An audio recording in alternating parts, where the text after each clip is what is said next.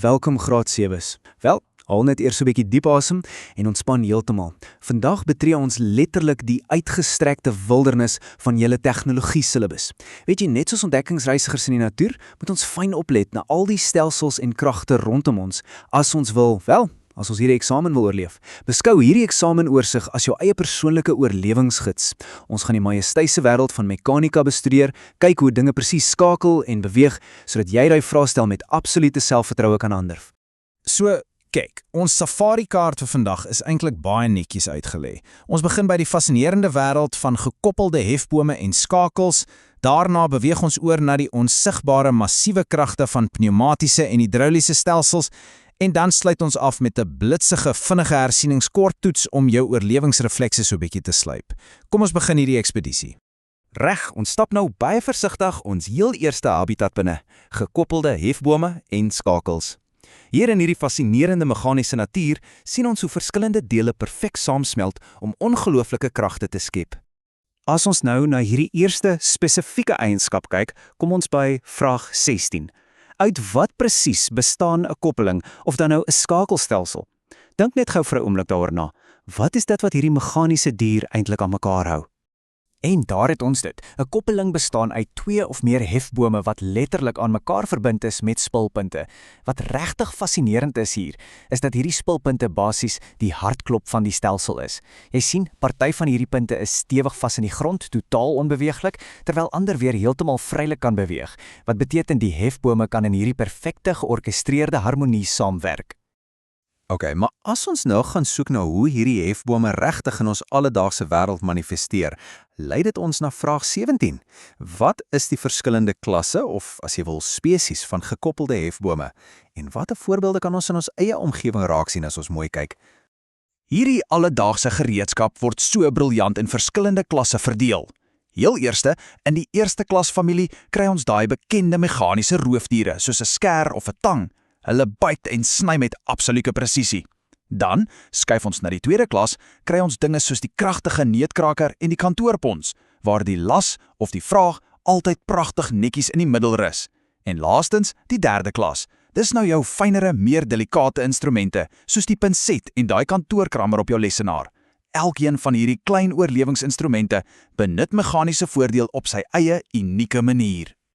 Nou, soms is 'n eenvoudige ontwerp net nie heeltemal genoeg nie, en dan sien ons 'n stukkie meganiese evolusie. Dit bring ons by vraag 18. Wat deksels is 'n komplekse skakel presies, en kan ons miskien 3 goeie voorbeelde daarvan noem? Dis eintlik heel eenvoudig. Ons kry 'n komplekse skakelstelsel, waar 'n stelsel uit meer as net 2 hefbome bestaan. So, dis veelvuldig, dis ongelooflik vernuftig. En die voorbeelde, dit is letterlik dinge waaraan ons elke dag vat.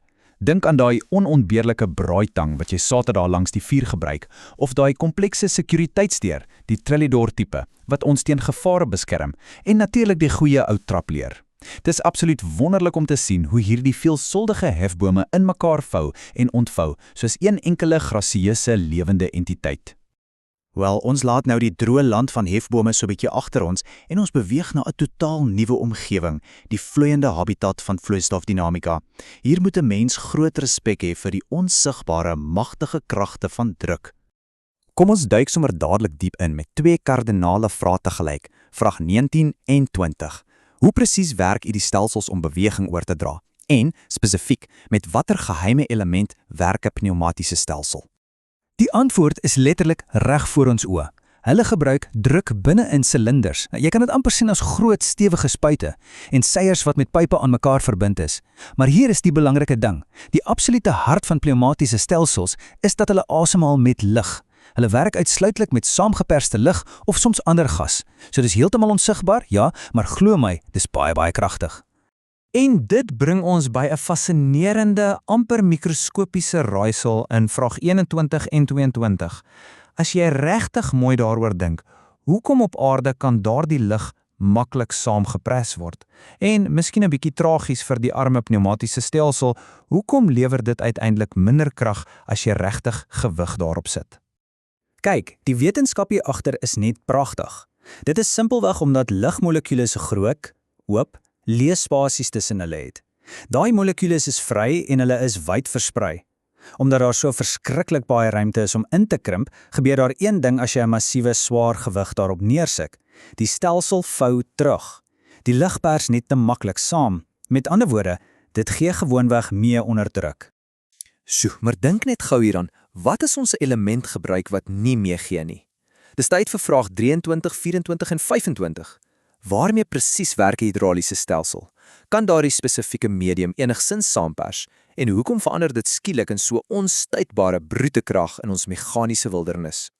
Kyk 'n bietjie na hierdie dramatiese vergelyking, waar pneumatika altyd staat maak op lig of gas wat so soepel ineenkrimp, werk hidrauliese stelsels met 'n vloeistof, gewoonlik iets soos olie of net water. En hier is die reusagtige massiewe verskil. Vloeistowwe kan glad nie saamgepers word nie, niks nie. Daar is absoluut geen ruimte vir daardie molekules om nader aan mekaar te beweeg nie, omdat hierdie hidrauliese vloeistof weier om mee te gee. O aarde, dit lewer 'n massiewe onbuigsame krag.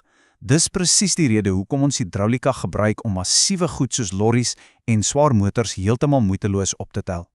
Okay, ons rustige waarnemingsfase is nou verby.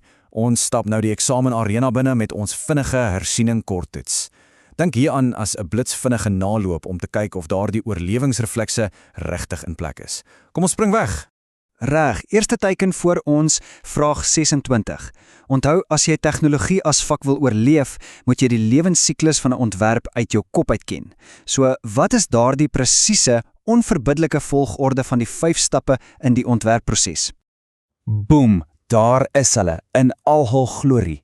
Stap 1, jy ondersoek jou omgewing. Stap 2, jy ontwerp daardie slim oplossing. Stap 3, gaan maak die instrument. Stap 4, evalueer, toets of die ding regtig werk in die natuur. En dan stap 5, kommunikeer jou reusagtige sukses met almal anders. 5 stappe, presies in die onfeilbare ritme van die tegnologiese proses.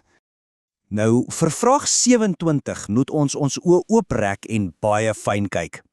As ons by tegniese tekeninge kom, watter spesifieke tipe lyn word gewoonlik as so 'n dun stippellyn geteken? En belangriker nog, watter geheime ontbloot so 'n lyntjie eintlik vir ons? Verborge detail. Dis letterlik soos om 'n skaam gekamoufleerde dier op te spoor wat homself perfek in die ruigtes weggesteek het. Hierdie dun stippellyntjie is spesiaal daar om vir ons daardie binneste rande te wys, dele wat weggesteek is, dinge wat ons onmoontlik met die blote oog van buite af sal kan sien nie. En dan spring ons na vraag 28 wat ons so 'n bietjie dwing om fisiese proporsies te verstaan. Sê nou net jy kry 'n tegniese tekening in die veld met 'n skaal van 1 tot 3. Dit sal staan as 1.3. Sê my, is dit opgeskaal of afgeskaal? Gee jou brein net 'n halwe sekonde om daardie sommetjie vinnig deur te werk. As jy gesê het afgeskaal, is jy 100% reg. Mens noem dit ook 'n verkleiningsskaal. Wat 'n fantastiese, noodsaaklike stukkie inligting. Daardie 1-tot-3 verhouding beteken basies die ware masjien, die regte reusagtige masjien daar buite, is doeteenvoudig heeltemal te groot vir jou bladsy. So, in werklikheid is die ware voorwerp presies 3 keer groter as hierdie tekening voor jou.